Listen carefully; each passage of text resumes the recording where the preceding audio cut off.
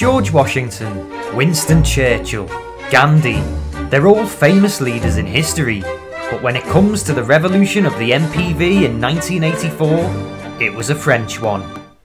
The 7-seat MPV may be today as fashionable as smacking your children, but when it was new, it was big news. I'm sat here in a Mark III Renault Espace, and when this was out, the MPV craze was in full swing. The adverts for these kind of cars back in the day promoted something of a lifestyle. Mum would come in and rearrange the chairs as though it were her living room, the kids would get lost in the cubby holes, and if it all got too much, Dad would come in, bring his ThinkPad computer in, and use his Espace as an office. Families were hooked, and making a good MPV was as important as getting to Christmas #1.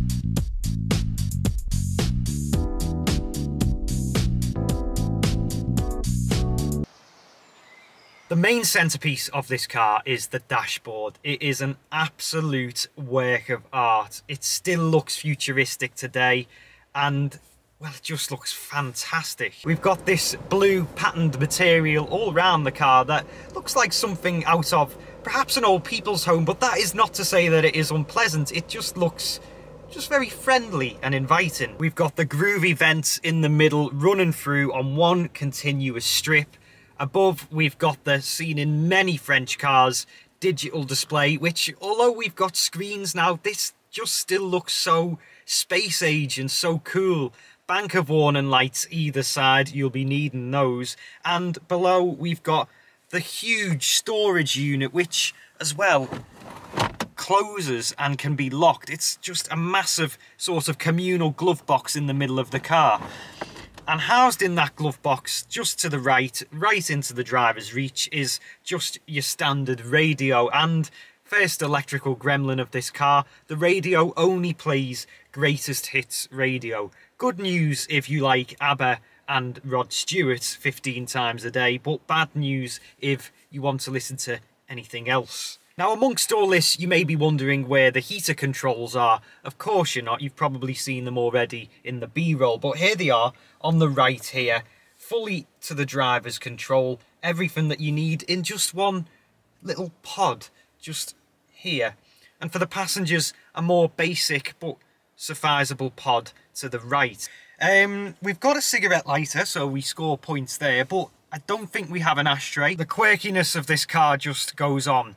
Do you want to know where the hazard light switch is? Why don't you hazard a guess?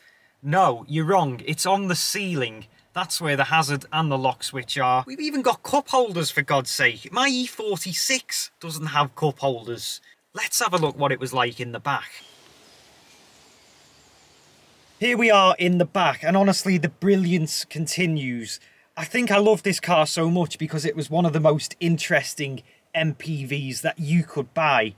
However, it has the practicality as well. It almost has the best of both worlds. It's got style, it's got quirkiness, but it's also got space. Here in the back, this seat is set for my identical twin. We do the lanky Matty test, and we've got acres, as some car journalists would say, of legroom. Headroom as well. I'm over 6 foot now, so I'm told, and there's just plenty in here.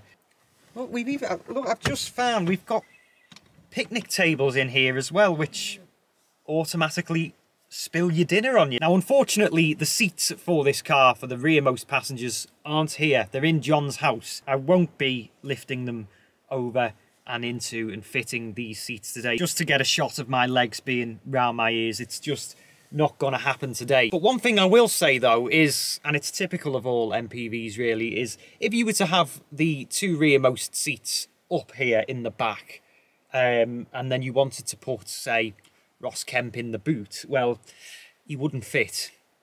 Bad mark for Renault there, if you know what I mean. So out here on the road then, I'm very relaxed. The Espace delivers French comfort in the bucket load. We've got these lovely squidgy seats. We've got visibility, manoeuvrability. The steering is really nice and light, and it's just so refined. Under the bonnet, we've got the 2-litre petrol engine with this 5-speed manual gearbox. The gearbox feels very overaged. It is a little bit like steering coal, and John has assured me that this is a gearbox that is really something that you do have to get used to. And believe me, I find that it's you struggle really to find the right gear that the car wants, and I feel just a slight lack of power delivery, despite the fact that the car goes down the road really well. 109,000 miles. The engine seems to run very smooth indeed. Going up this hill now, we'll see what it's like. Is the camera going to tip into my face? No, it's not. That's French suspension there that's coming good. Now, when I was researching this car, I thought, well, obviously the one to go for would be the diesel engine. It's probably got a little bit more pull, and as we've said with other MPV reviews on this channel, when the car's fully laden, the performance of the petrol engine is a completely different story to the performance I'm getting now as just being someone who weighs less than a slice of bread sat in an empty 7-seater.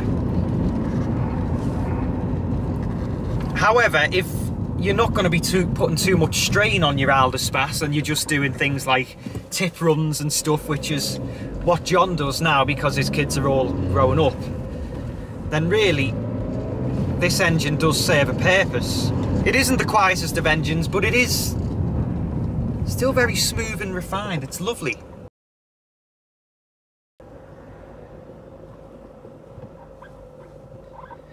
Well, the gearbox has completely stopped. I've tried double clutching it. I cannot get the thing into go into gear at all. Any gear apart from reverse. We may be in trouble here. Oh god. I'm in a Renault Espace. The radio only plays greatest hits radio. I'm blocking somebody's fucking driveway.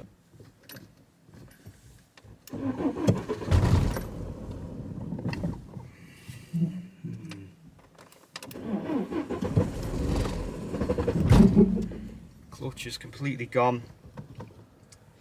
Right, let's ring John. Clutch is gone.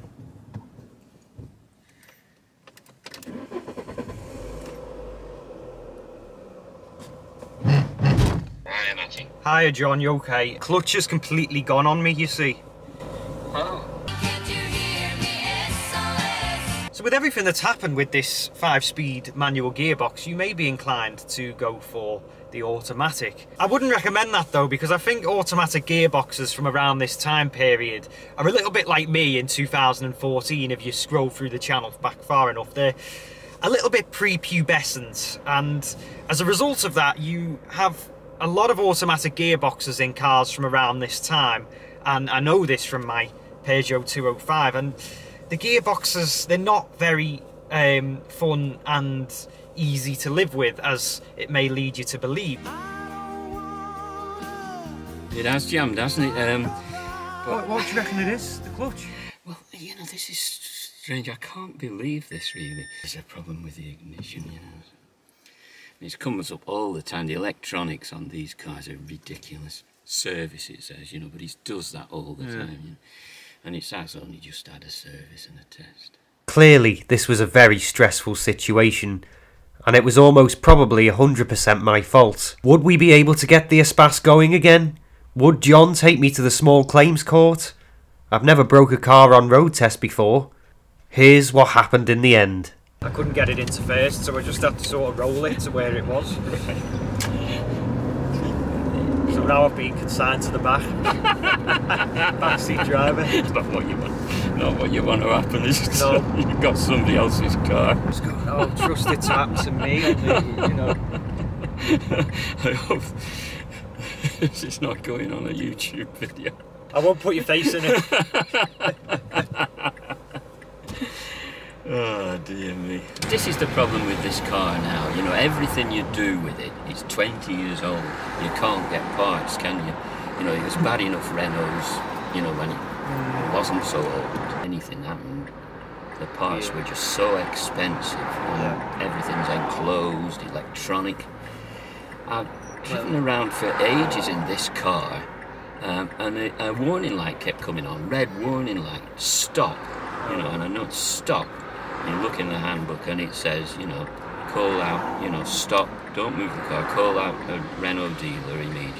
If you ignore it, you just drive on it and it eventually goes off. And now it doesn't even come on anymore, you know, it's just the electronics that just... Right, should I turn it off or...? Yeah, I would. Yeah. Now, you may think that I'm bigging this car up just a little bit too much, but I'm really not. Because when the MPV came out, it must have just been radical. It's such a far cry from 6 kids being squashed into an Austin Allegro on the way to Pickmere Lake. And if your dad grew up in the 70s, then you'll know what I mean by that statement. It's where the saying, "you don't know you're born," came from. Of course, the bubble had to burst, and it did. Once the kids got bored of the cubbyholes and Mum moved on to wanting a conservatory, Dad felt a little bit short-changed in terms of style and driving performance as a result of having the nippers. And, well, we all know what trend came next.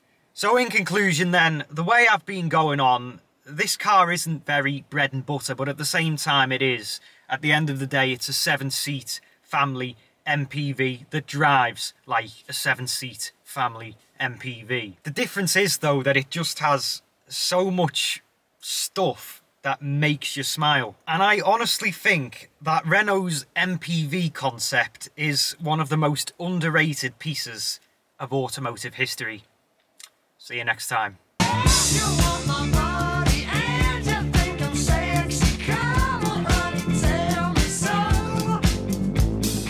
Believe this really.